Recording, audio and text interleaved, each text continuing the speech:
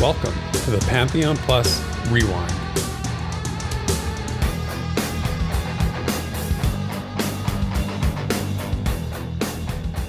Hello, everyone, and welcome to episode 65 of the Pantheon Plus Rewind, the weekly podcast dedicated to Pantheon Rise of the Fallen and its amazing community. This week, we've got a lot in store for you all. We'll be chatting about the August content schedule from Visionary Realms, an interview with Chris Joppa Perkins on MMOgames.com, some community topics, and finally, the continuation of the Tale of Bel Iris. So, sit back, relax, let your mind wander into the vast world of Terminus with me, Desrin, and my esteemed co-host, Theric. Thanks for being here, and we hope you enjoy this week's Rewind. All right, Theric, it's another week, and I'm particularly excited about this one, but don't want to get too ahead of myself. So while this last week's been full of a lot of New World for me, and that's been a blast, I kind of wanted to throw back to some interests that I had, but before I get all crazy, yeah, for sure. How have you been, Theric? I've been good, man. I'm good. I'm excited for your interesting thing here. No, but I'm good. It's been a crazy week here, actually. We got like forest fires burning around our area, like in the region. And Wednesday, I stepped outside, and I've never seen it so smoky in just the general area. I stepped outside; it was like stepping into a cloud, and I felt like I was standing right next to like a bonfire. Right? It was so smoky. And at this point, the whole COVID thing's kind of, I don't want to say better, but it's getting there. We're still wearing masks. I still have to wear a mask, but my mask wasn't protecting me from COVID this week. It was protecting me from the smoke that was in the air because it was so crazy. So I went to work, and even like my office is on the second floor of a building. So the smoke is like kind of up in that area. And I was like, ugh, all day, just the worst. So if you have like, I should have like told him I had to go home or something like that. But I toughed it out. I made it through the day. So yeah, I've heard a lot about that from a lot of people in the Plus Guild, a lot of people in the Pantheon Plus Discord. It's kind of funny, but well, not funny, but it's interesting because I'm in Oregon and this is one of the only times that I am so far unaffected.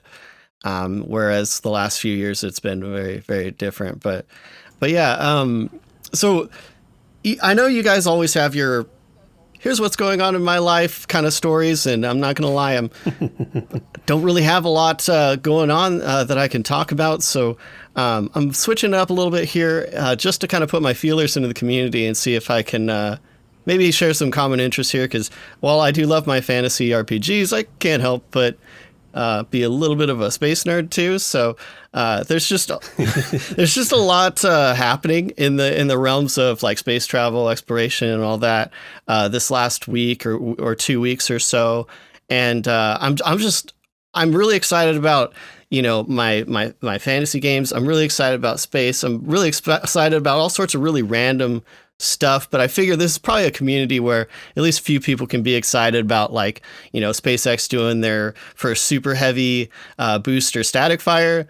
I mean, like the thing is like a skyscraper with an explosion on the bottom. It's that's crazy. Yeah, I've seen images of it. It's amazing. Yeah. I watched it live, and it's like a few seconds of engines firing, but like my hype level just gets so crazy, man. And I mean, like, not just like SpaceX, but like, a lot of people are talking about Jeff Bezos just went to space, and admittedly he did bring a very, very cool person with him. But yeah, so there's that. I mean, if you guys watch any of the International Space Station stuff, they did a Dragon undocking and maneuver where the capsule literally just like has to float around the ISS to dock somewhere else. It's crazy that all this stuff is kind of happening, amidst other world events. And honestly, like for me, this kind of stuff actually kind of keeps me excited about the world. So I think that's why I kind of gravitate towards it. No, it's super exciting, man. I often like think, sometimes I'm just grateful for the generation that I was born in, right? Like we're living in a time where, this is the kind of exploration that's going on. We're not exploring, our own planet so much anymore. Now we're moving out into space. We're doing these things. And like, I saw a video of the, what's the Virgin Records guy, Richard Branson, right? I think he did a space flight not too long ago, like a suborbital, maybe, commercial space flight. It was crazy. Like this is what's going on right now. And I love that this is part of our conversation. And I read a book not too long ago by a guy that worked for SpaceX, Andrew Rader, I think is his name, if I remember correctly. Anyway, it was a really cool book about the history of exploration going back to the very beginnings of Earth exploration. And now he's part of SpaceX, and doing all the next level stuff that Elon Musk is doing and whatnot. So I don't know the details as well as you do. You're obviously much more well versed in this stuff, but I'm exceptionally impressed by it. I'm just very excitable, and to really like kind of tie it in. I think one of the biggest things that does draw me to these MMO worlds is that exploration side of things. And so this is like the real life exploration that I, probably won't be able to do. And so I definitely pour that into my MMO experiences. I explore those There's worlds. A connection there for sure. Yeah, there's a big time connection between those interests, and it's not hard to see. So yeah, it definitely comes across.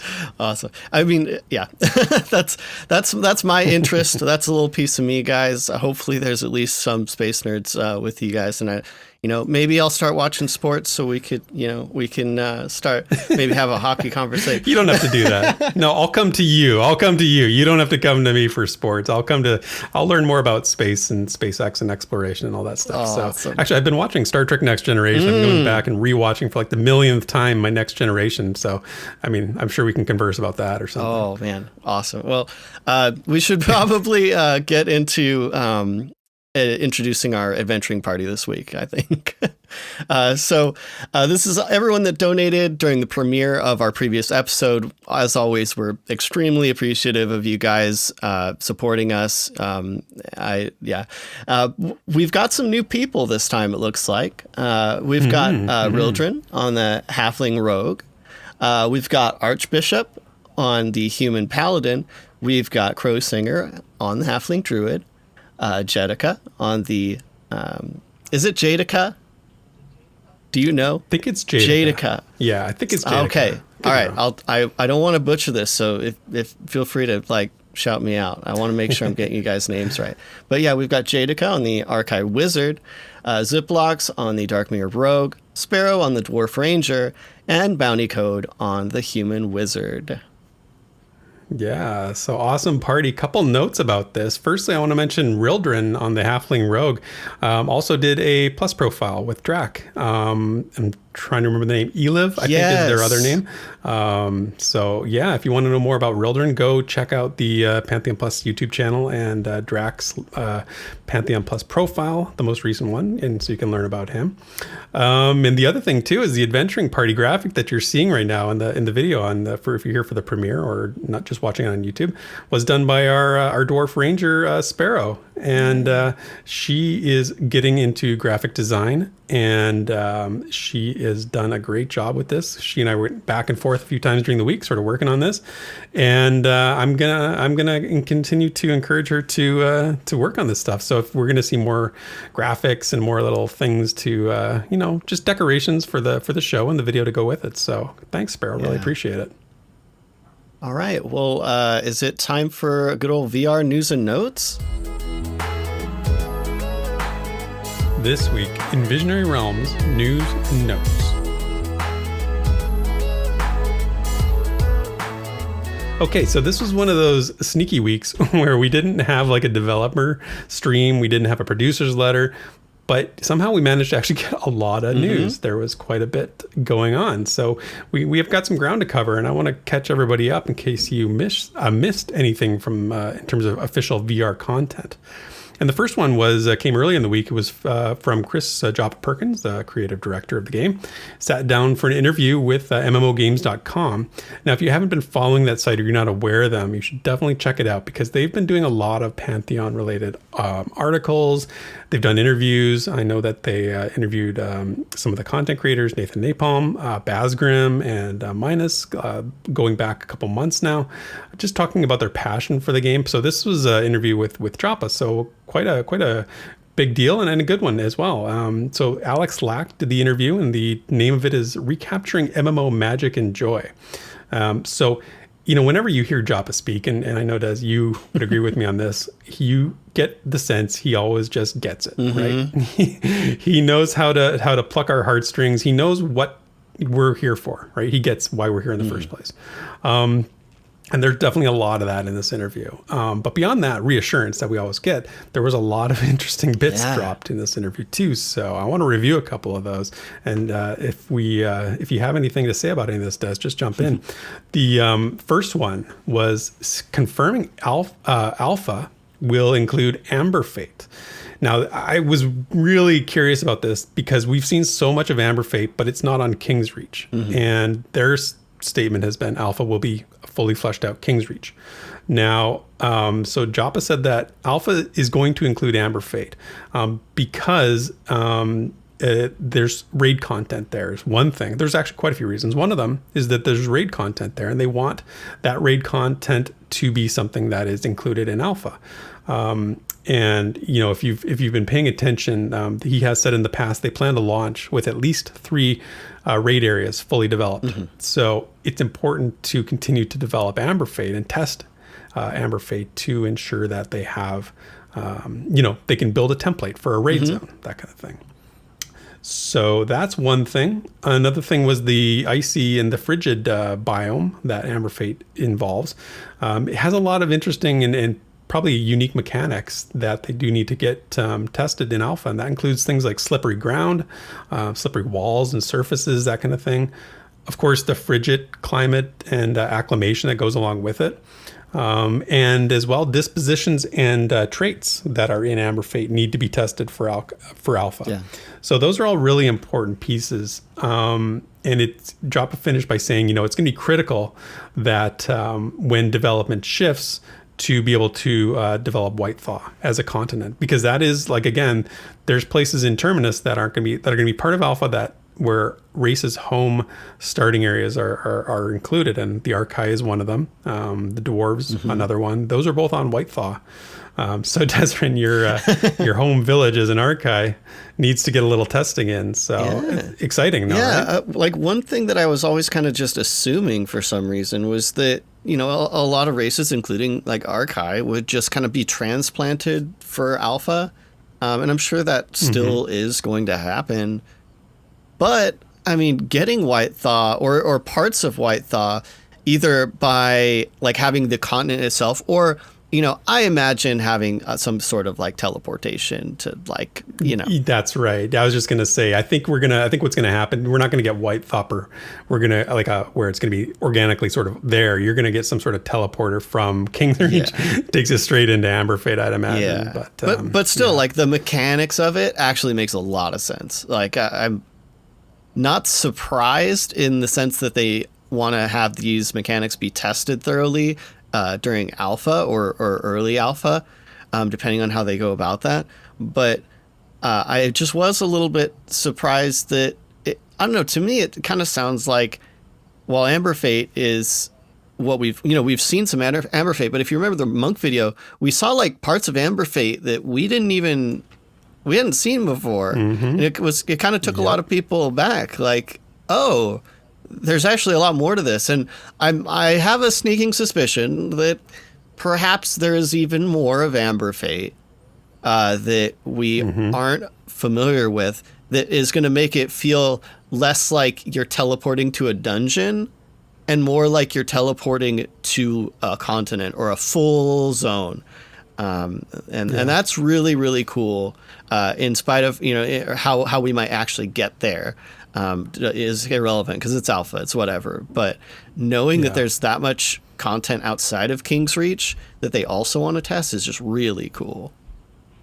Yeah, because that area in the monk stream that we saw didn't look like it was inside the dungeon of Amberfate that we've seen before. It definitely looked like a different, more of an open kind of area, right? So maybe we'll get to experience that. Who knows? And and if you go back and watch the Amberfate streams, there's lots of places that they've shown that you saw, but they didn't actually go there, right? They showed the anvil or the I can't remember the name of it now, of course, but the place where the crafting station is in the heart of Amberfate with the dwarf, named dwarf that was apparently a very high level area and required a lot of acclimation to get there. So anyway, lots to get excited about Amberfate being part of Alpha. Yeah, big. Yeah, that was one. Next one was character customization. I thought some pretty interesting stuff from Joppa here. And they said, it is a down the road item for development, so it's not something that they're really focused on right now. But in terms of their intentions, they want to go as far beyond the middle ground baseline as possible, but not add to the production timeline. So that's good to hear because there's a vast spectrum of games out there in terms of how much character customization goes, right? And some go way, way far and some do very basic stuff. And I don't think that I think it's important to say that they want to try and push it as far as they can without making it too time consuming.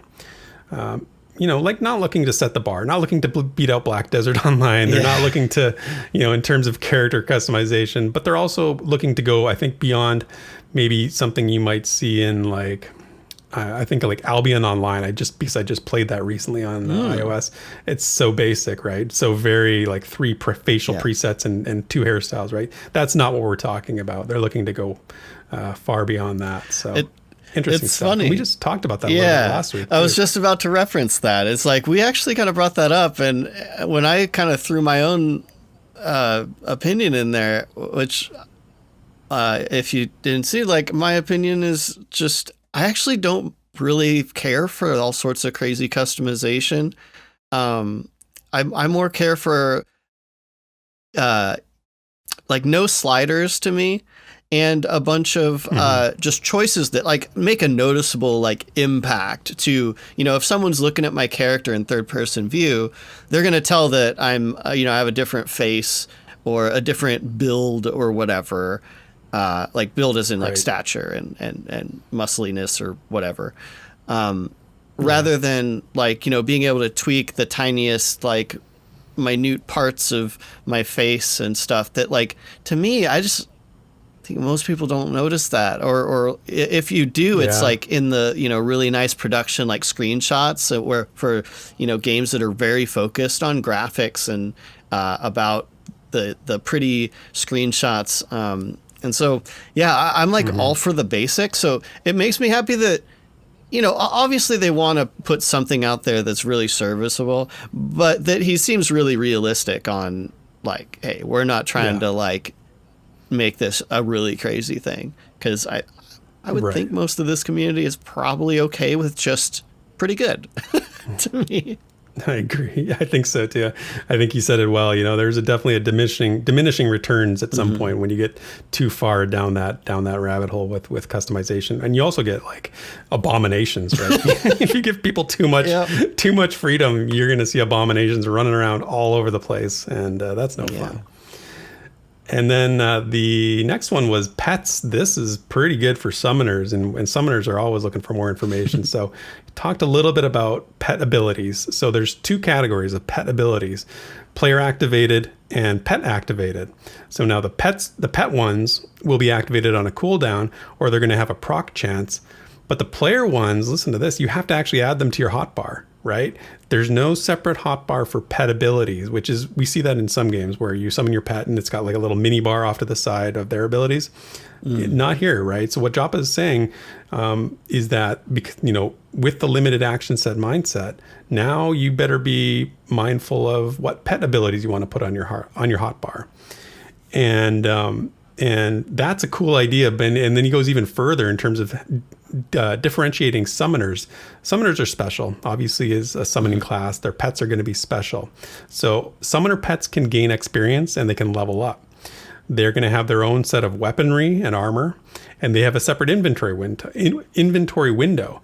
Now, this is not, I think he said this before, so that this isn't brand new, but I think it's important because it sort of brings to the surface how much work they're putting in on the summoner, right? These are very unique class, unique things. And I think summoners, I don't play a summoner, but if you're not happy with this, I don't see how you couldn't be happy with this. It seems like a great thing. What do you think? There's so much like love that's going into each one of these classes. And this is a really easy example because anyone can look at this and be like, wow, they're really like putting a lot of effort into this one thing that's really, it's mostly just a summoner thing, like, you know, barring potential other classes with pets, or, you know, they're probably using these mechanics in part elsewhere, but having all of this together for one class to be so involved and special, I think it really just kind of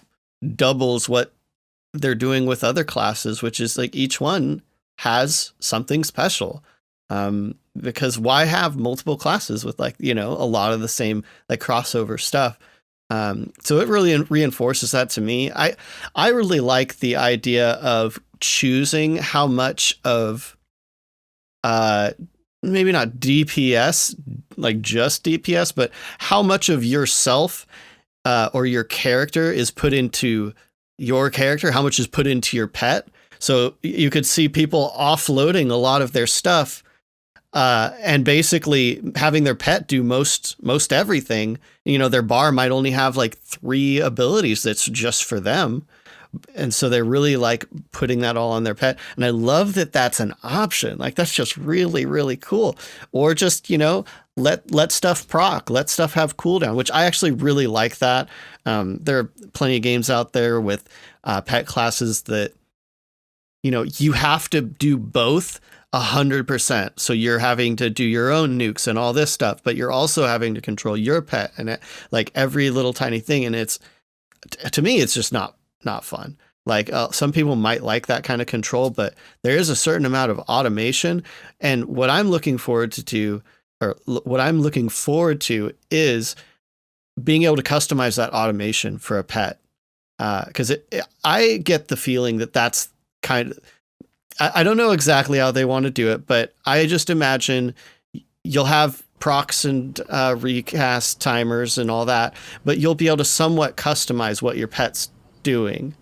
You're just automating it, and I much prefer that. So yeah, exactly. The whole concept of like leveling up 2 things at a time, like yourself and your pet, equipping armor and weapons for 2 things at a time. Like it's like doubling your pleasure. You know, it's so good. That's why we play these games. Inventory, like, dude, people that are like farmers, people that love just like kicking back, putting music on, farming like for hours. They're gonna love this because they were already looking at the summoner as like a, you know, more solo friendly class. Now they're just gonna be able to like stay out there even longer. They're gonna be so happy about this. All the crafters are going to be summoners. You realize that. Maybe. Crazy, I don't know. We'll see how that shakes out. That's what alpha's for. We'll see how that plays out. That's really interesting. There you go. Hey, Nefel, if you're listening, be mindful. Summoners and crafters. It's like peanut butter and chocolate. They go together really well. Oh boy. Anyway, the next one's pretty cool because this is something from the show last week that we came on and they asked about parlor games or they asked about, you know, will it be like socially oriented games in Pantheon? And Choppa said he wanted a Pantheon themed version of Battle Chess. Now, that's a better scenario than either of you or I came up with last week. It's better than my archive bowling suggestion, I'll tell you that for sure, at least for you. But I play chess. I've been playing chess since I was in my teens. I have a nice chess set that I bought back then that sort of like was my first big purchase when I got a job. I've been playing chess with my younger son more recently, teaching him, and now he's playing it like on the computer all the time. Anyway, hey man, put chess in the game. I will be a happy camper. Dude, I would be too. What's funny, because when I read this, the first thing that I actually think of is something that I'm sure a lot of people are going to cringe at, and that's League of Legends made a like turn-based.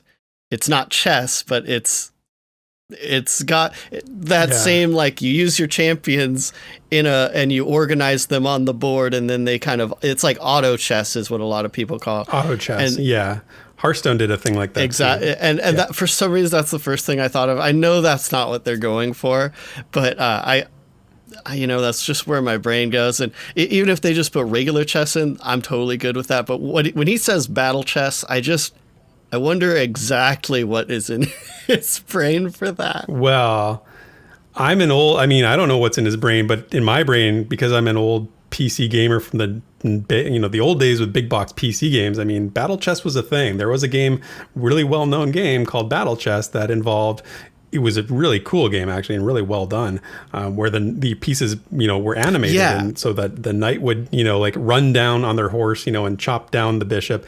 One of them had like an axe, and it got crazy. Like, it was very much over the top, but it was very cool. So I don't know if that's what Jop is seeing in his head. Well, I mean, they could totally make that pantheonized as well. I mean, maybe Archive heads will roll in that case if it's all animated. Wow. That's a great bring up. Wow, good job. That is a beautiful thread to tie this all together. I love it. Okay, so that was the interview. I encourage everybody to go read it because, like I said, it's very good read. And then in terms of, there was more content from them. They released what they're now doing is like an August, or I don't know if they're going to keep doing it, but it was the August content schedule.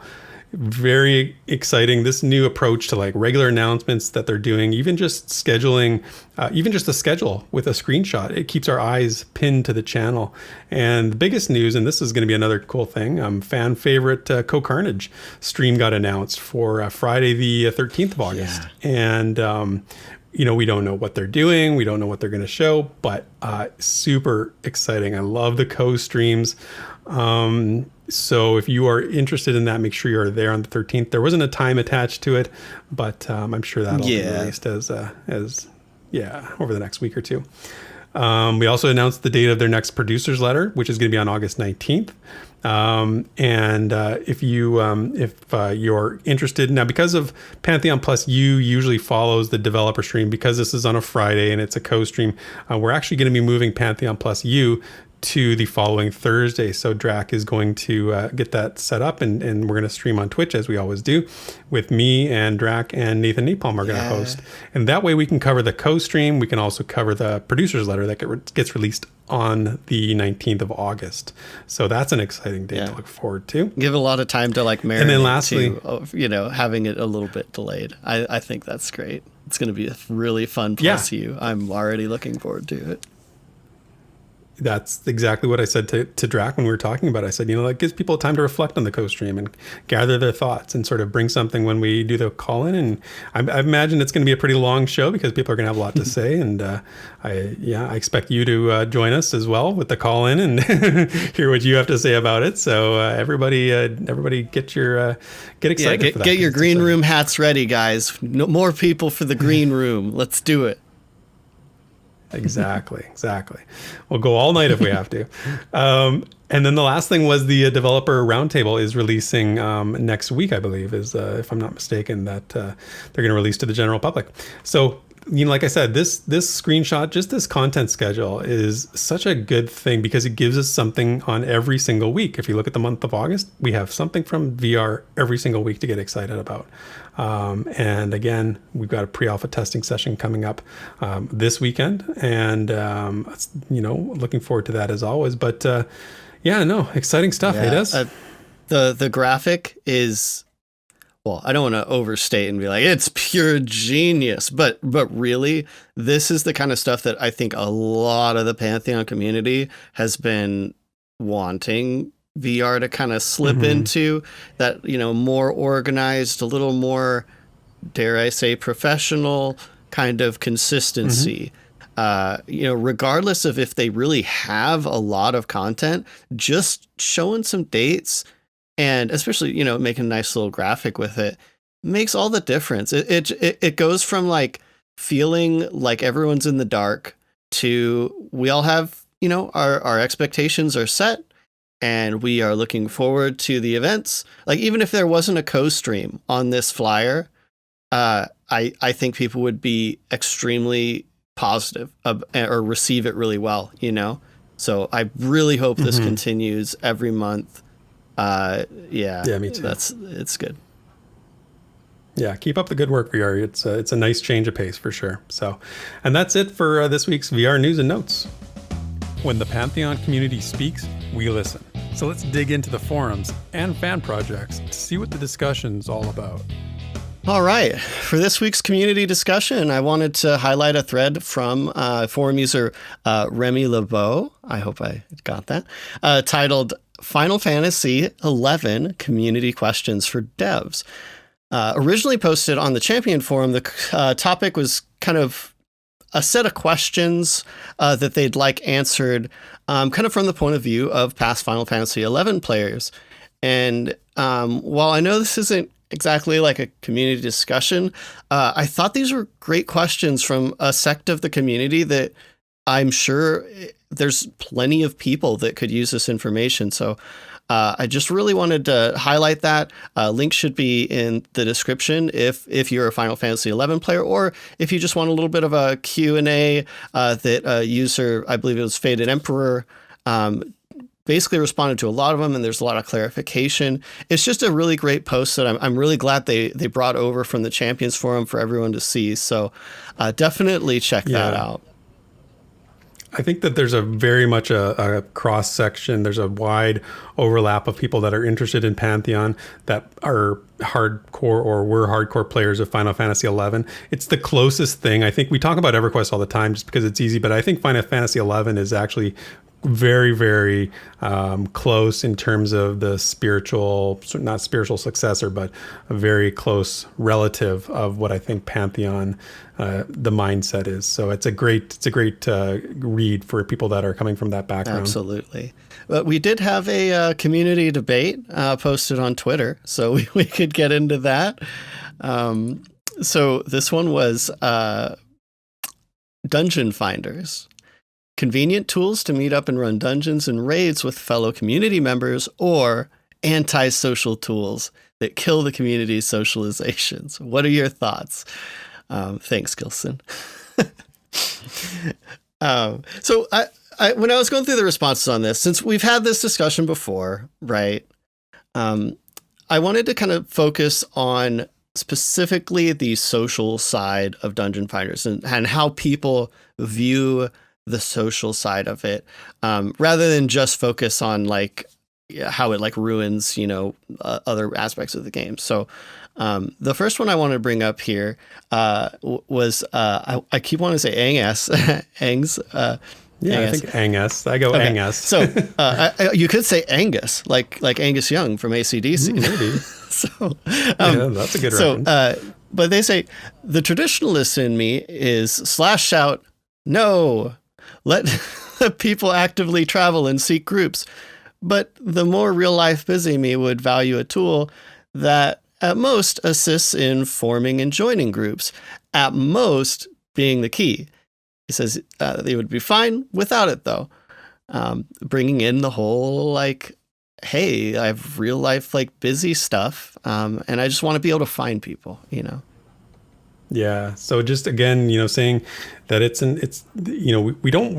we're always talking about these old ideas and these old mechanics, and we're not always saying just go back to the way it was. That's nobody, very few people actually say it that, so hardcore approach. Just go back to the way it was. It's everybody, I think, realizes that there needs to be an evolution, right? But what is that evolution? That's the key. And I think, Angus has a good point here in terms of a balanced. There's some good things about that, but there's some things that are not good. So it's which ones are good, which ones are bad. What do you bring forward? Do you want to catch this next one? Sure. Yeah. No, this is from Archbishop. And they said a tool which advertises that you are looking for group and your class or role is perfect. It's a tool to begin a conversation and possible social grouping. Nothing more than that needed. No auto invite, no auto teleport, just a list of people putting themselves out there to do more with others. I think they've got it /thread on lockdown here. Yep. Because this is the social thing. Once you start taking the socialization out of it, that's when you get into trouble. What do you think about that one? I think this is really well worded too. But I love that they recognize like, hey, we need some sort of tool, but we need just some sort of tool that actually encourages the social interaction. Because you could have people that never feel comfortable with like, I'm just going to slash shout for 20 minutes, and hope someone is brave enough to send me a tell. This is at least like, I think they said, just kind of getting the conversation going, which is what I think a lot of people just need. And so really great answer from Archbishop. Yeah, which is the hardest part. Just starting the conversation is the hardest part. Once it's started, then it things tend to go okay, and it's a little easier. But it's that initial connection that you got to make. Yeah, yep. And I kind of on that note. So Jim Morrison says any tool that removes or diminishes the need to communicate will ultimately remove or diminish communication. Having that first icebreaker of forming the group is a big step towards establishing open communication.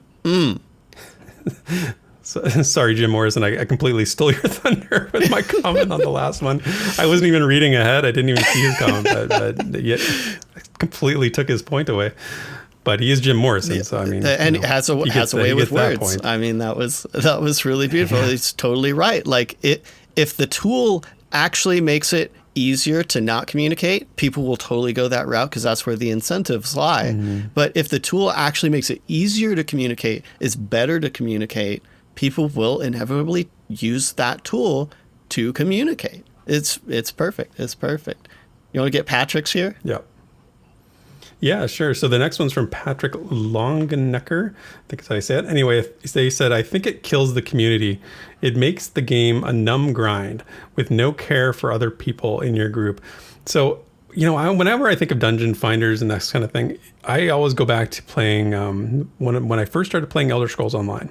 And I was very excited for the game, and I was going through it. And, I hadn't like fully explored the world yet. I didn't really, hadn't experienced everything. And the first dungeon I got to, I thought, great, we're gonna get in there, we're gonna group up, we're gonna talk, and all it ended up being was the instant, put your name on the list, it summons you when the group's ready. We ran through, and I was like, hey everybody, how's it going?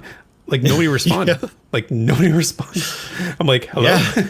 And it was just, we ran through it and it was over. And I was like, oh, is that what this is? Like, is that what's going to be happening here? And I mean, maybe I should have researched it a little more ahead of time, but be that as it may, I was still shocked at just how little interaction there was. I was like, huh. Yeah. That's kind of a crazy thing. Yeah. It's like they may as well be like mercenary NPCs, But the reason I actually picked this comment was they said it causes you to not care for the other people in your group.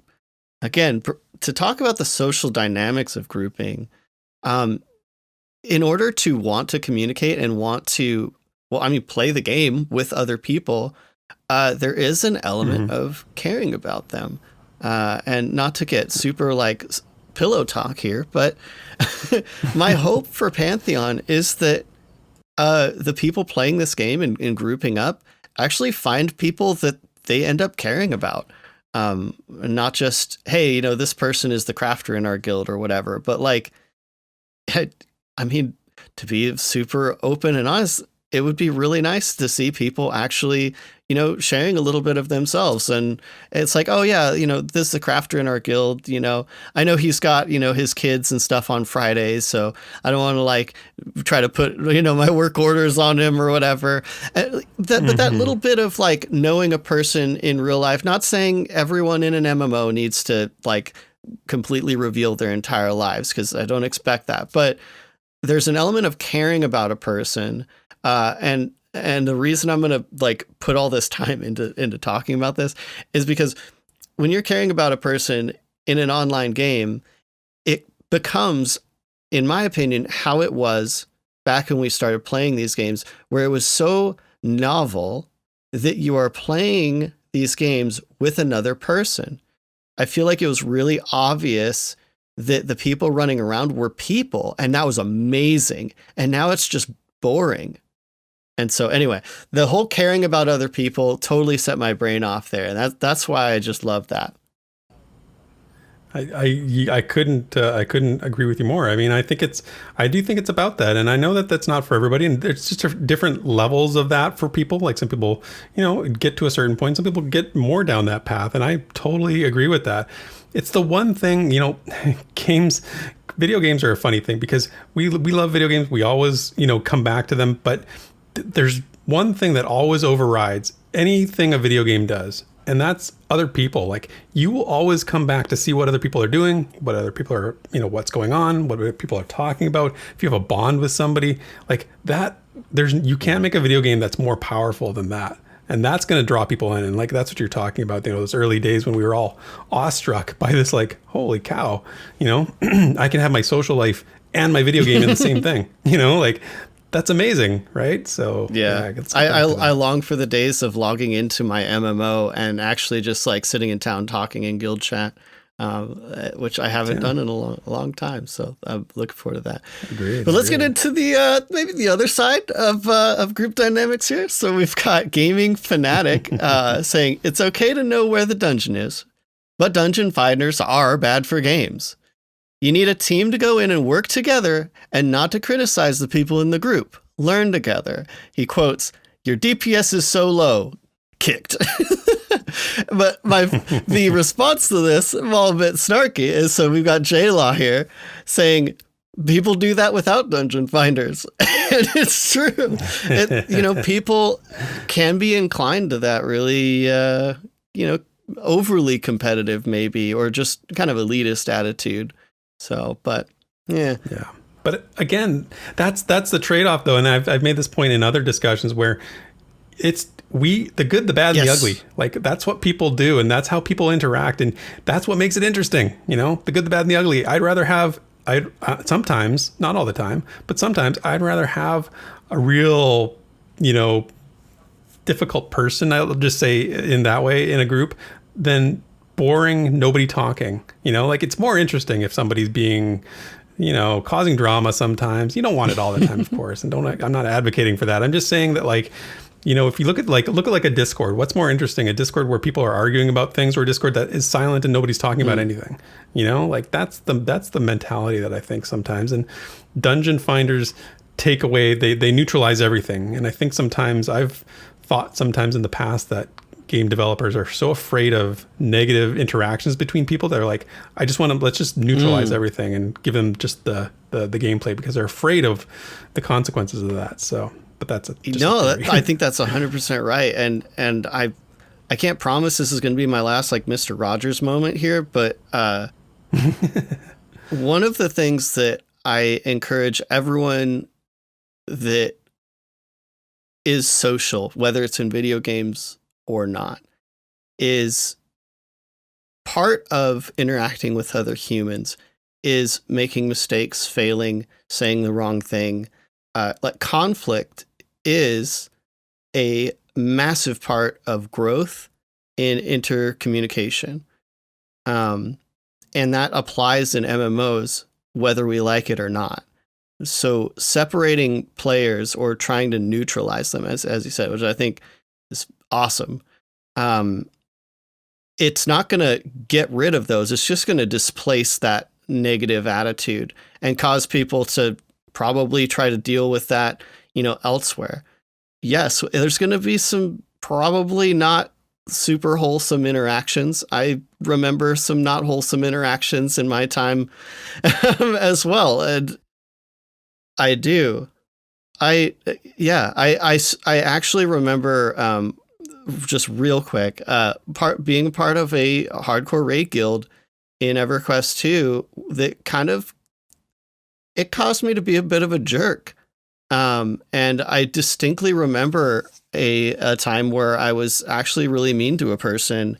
And I went back years later and talked to this guy, and we ended up becoming, somewhat distant, but we still communicate through all of this. And again, I made mistakes. And that's part of like this tug of war of trying to be social, is this little give and take of, hey, I'm not perfect, you're not perfect. Let's try to figure this out. And I think throwing people together or making a way for people to meet in a game, is just going to encourage that. It's just people need to kind of understand that this is okay. And so I hope Pantheon helps with that. Not that I think a game is going to fix everyone's social lives, but if anyone's listening, I hope you're encouraged that conflict's not a bad thing, and our games can actually make us better people. So, and yeah, exactly. Where's the Mr. Well Rogers said, well like said. Closing theme? Okay, here. You find that you can insert that here somewhere. Yeah. Maybe we'll. All right, my soapbox time. I'll step down here, so I'll let you. Here you go for Blizzax here, and we can move through the rest of these. Yeah, the next one's from Blizzax, the Epic Magi, and they said, I think a tool that allows you to see who is looking for group is great and almost needed, but if the said tool ports you straight into the dungeon with no need to interact with group members, it causes the game to feel like less of an MMO. So just sort of summarizing what we've said already. So I definitely feel that. Yeah. And you want to hit the next one? Yeah, sure. So we've got Dispose List here that says a typical dungeon typical dungeon finder gamifies and trivializes what should be some of the most meaningful aspects of the game. A good looking for group tool, however, could support and enable.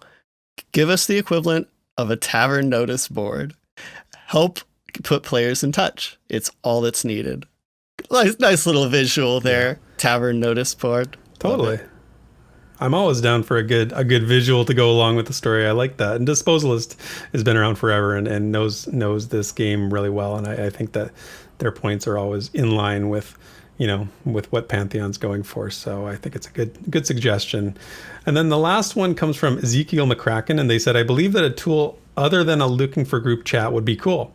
Not a dungeon finder, but an actual tool that allows you to set up preferences and other players can invite or join you. It would also be nice to be able to set alerts so you know if someone posts about what you want to do.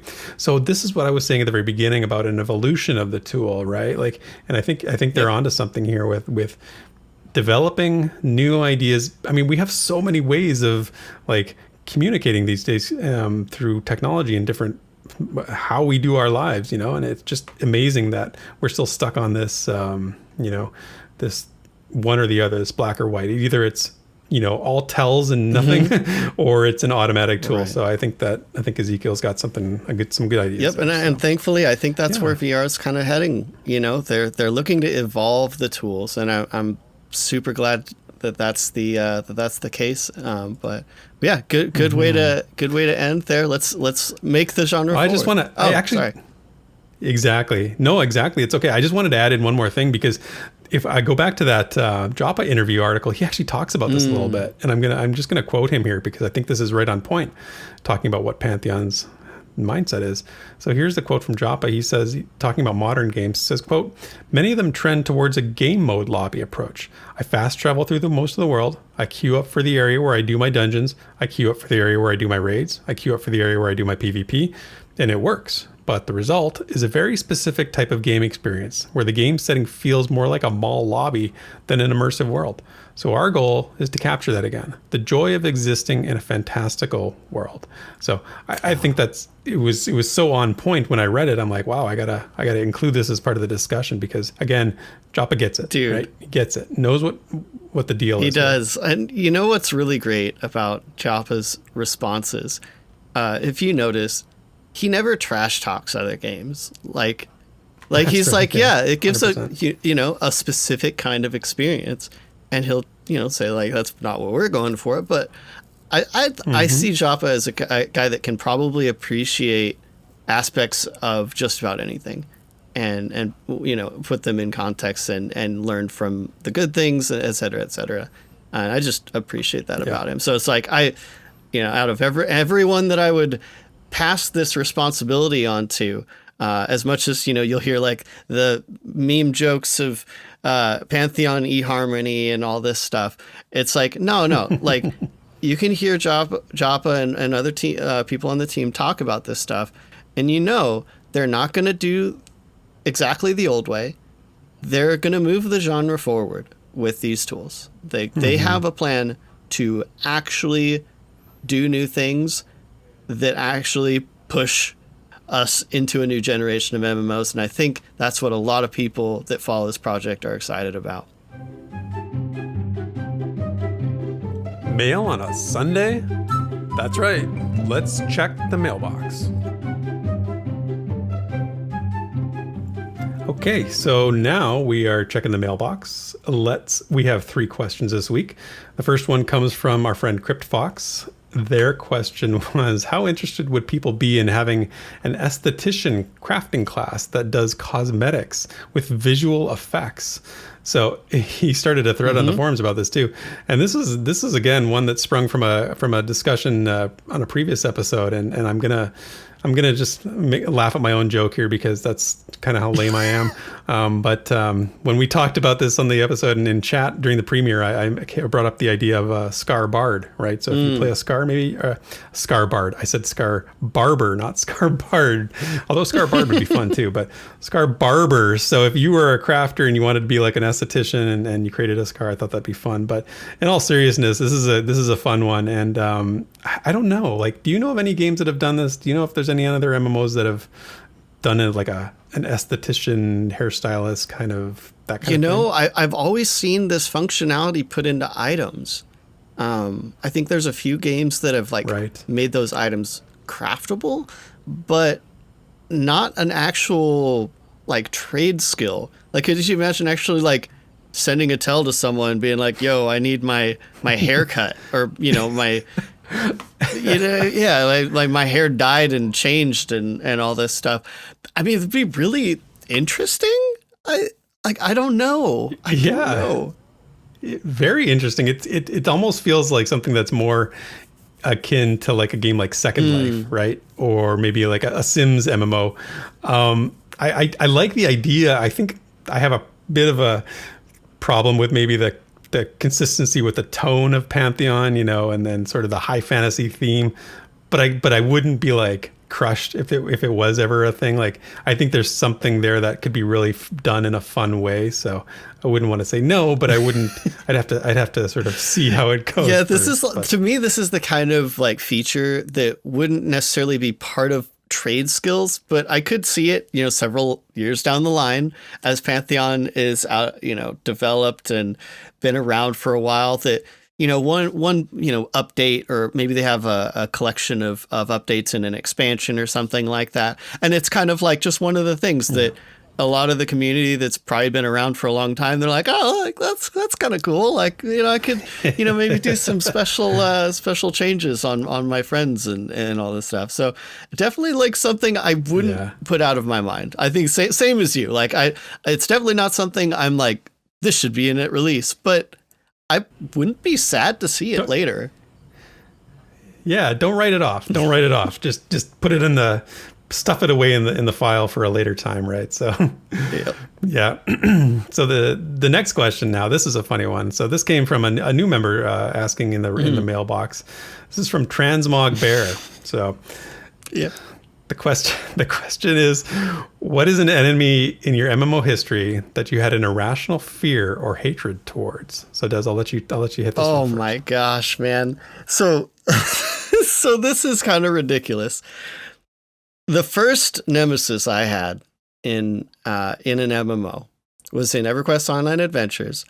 I was doing my trek across the country or whatever from Pyre, where I started, to Freeport, because everyone told me Freeport's where it's at. I'd literally never been there, guys. I was the noobiest of noobs.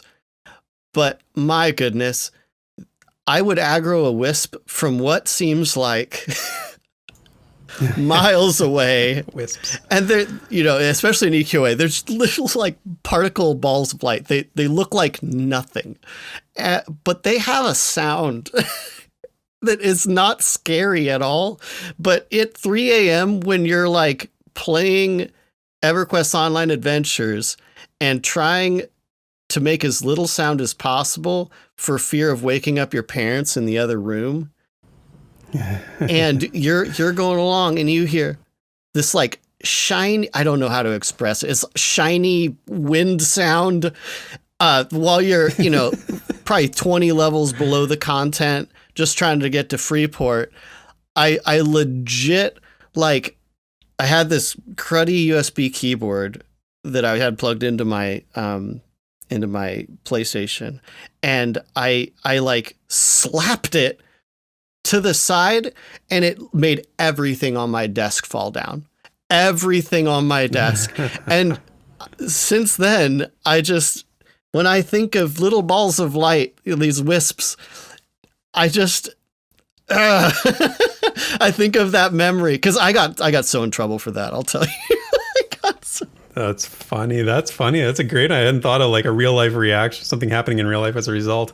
I had a tough time with this question because every NPC, every monster I started thinking about, I was like, you know what? I hated them and I feared them, but I had good reason, because most of them were like pretty deadly, right? Like I thought of like, I did think of wisps actually in EverQuest. I thought of like sand giants and all that kind of stuff. But the question was like, what's an irrational one? Why something that didn't pose any threat or doesn't pose any threat? And I came to the answer, and I mentioned Elder Scrolls Online earlier, and you know what it is? It's mud crabs. I don't know why. I hate. You just have to kill every single one of them. 100%. They're dirty, disgusting. They're shellfish. I don't really like shellfish to begin with in real life, so not my thing. They should just not exist. Those little clicking noises they make, and like for some reason, no matter what level you are, they never stop coming at you. Like they're just stupid. They're dumb.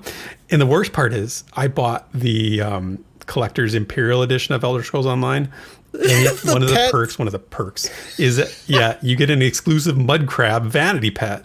Like, why would anybody want this? I think I tried to summon a bunch of times just to try and kill it, to be honest with you. But of course you couldn't. But it's I think I named it something really stupid because I hated it so much. But yeah. No, oh my gosh. Man. That's so good. What's funny. So like relating to even my story, I actually rolled an enchanter later down the line just so I could go and charm like a wisp in that area and like just send it to its doom. Like no jokes. But nice. Mud crabs, man. That's a solid one. That's a real Elder Scrolls experience right there. It is. It's like they're linked to like the Elder Scrolls universe in this weird way. So anyway, yeah. So last one is relevant to what we were talking about earlier. It's from Kyle Katarn, and they said, given it might simply be a showcase for the monk, what do you want to see in the upcoming co-stream? You wanna? Oh man.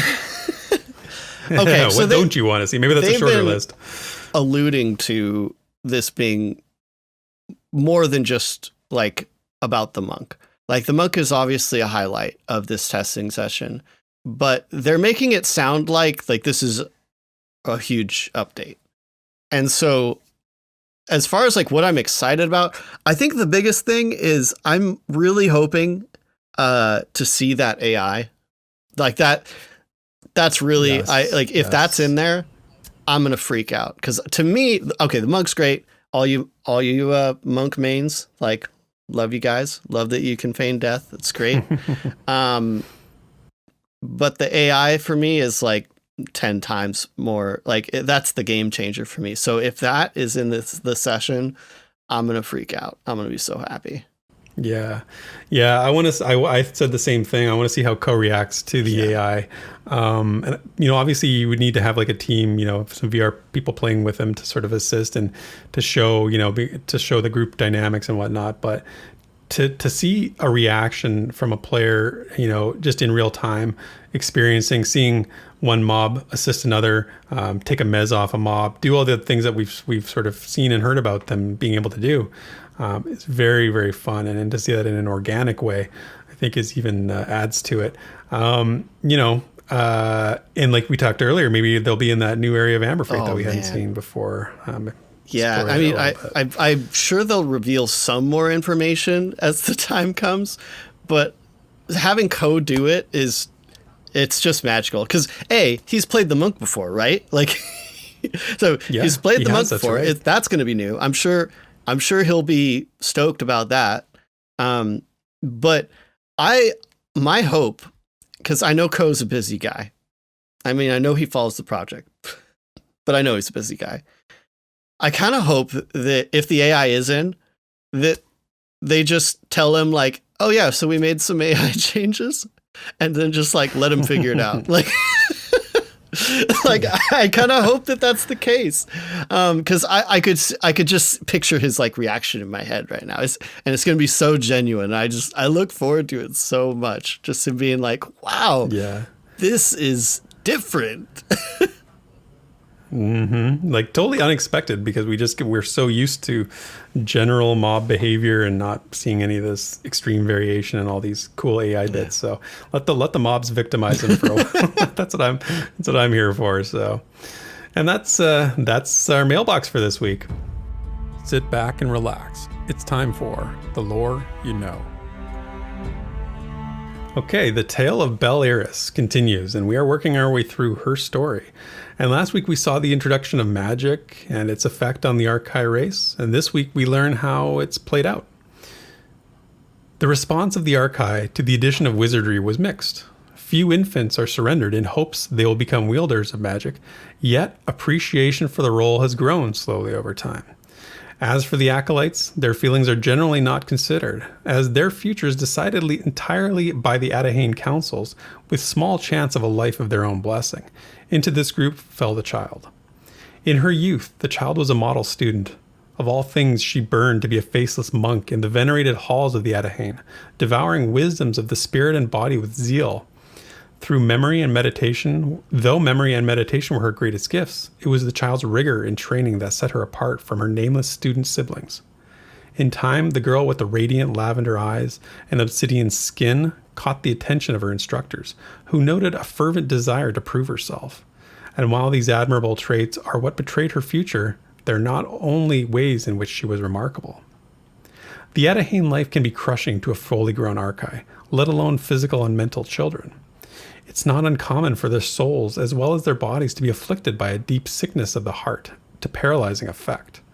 The child learned to sense the anguish of her siblings, and some would find themselves drawn to her in kind. Her words were a precious gift, yet it was her voice that healed their souls. Long into the night, the child's song would carry through the polished stone halls, floating between dusk and dawn like a sonnet of their dreams. The Archai voice is renowned for its natural echo, and the child's song would tend to the supernatural wounds of their siblings, even while they slept. There is a tale of an Adahane instructor waiting for hours at the door of the acolyte barracks, listening for the child herself to pass into sleep, the silence signaling them to disassemble the ring of slumbering siblings and ferry them back into their beds. Though in many ways those nights were a break with Adahane tradition, it was wisdom that guided their order, not ritual. The child's effect was beyond denial. And that's the lore you know. All right, Des, another week in the books. Nice show. We're looking just right around the hour mark, so that's awesome. And we have a big weekend in front of us here. Are you excited? I am excited, and I'm excited to let you actually go as soon as possible so that we can all get some sleep and be ready for this thing. If everyone's here in the premiere chat, like, thanks for hanging out. I'm sorry if we're not as engaging, but I hope you enjoyed the show anyway. Yeah. No, and I will be there for the chat, and I don't know, Des, if you're busy, I would understand, but we will definitely be one of us will be there for chat for sure. And anyway, I will be watching the chat. Nice, great. So thank you, Des, for another great show, and thank you to everybody else for tuning in today. As always, you can download the podcast on Spotify or iTunes or anywhere you get your podcasts. Leave a rating and review on your podcast provider. It helps out quite a bit. And if you're watching the video, thumbs up, like, and subscribe. We really appreciate it. And until next week, Des, we'll see you then. We'll see you then. Thank you for listening to this week's episode of the Pantheon Plus Rewind. Pantheon Plus is not affiliated with Visionary Realms. Be sure to check out our Twitter, Twitch, and YouTube channels under the name Pantheon Plus. You can follow Theric at Pantheon Theric on Twitter, and Desrin at DesrinDoes also on Twitter. And you can stay up to date with all things Pantheon at www.pantheon.plus. Until next time, cheers, and thanks for listening.